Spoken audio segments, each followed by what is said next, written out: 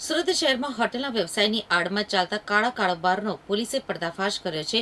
હોટેલમાંથી પ્રતિબંધિત નશાકારક પદાર્થ પોશ ડોડાનો જથ્થા સાથે પિતા પુત્રની ધરપકડ કરી છે.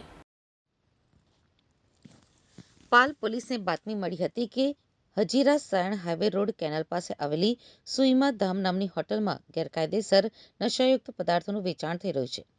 આ બાતમીના આધારે પોલીસે સતર્કતા દાખવી હોટેલ ઉપર દરોડો પાડ્યો હતો. તપાસ દરમિયાન પોલીસને હોટેલના પરિસરમાંથી શંકાસ્પદ પદાર્થ મળી આવ્યો હતો. આરોપીઓ હોટેલ ચલાવવાના બહાને ત્યાં રોકાતા કે આવતા જતા ગ્રાહકોને નશાયુક્ત પ્રતિબંધિત પોશ ડોડાનો ઝીણો ભૂકો વેચતા હતા. પોલીસની તપાસમાં 1.767 કિલોગ્રામ જેટલો પોશ ડોડાનો જથ્થો મળી આવ્યો છે.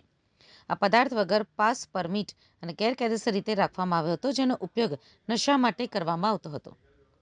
ઝડપાયેલા બંને આરોપીઓ રાજસ્થાનના બાડમેર જિલ્લાના વતની છે.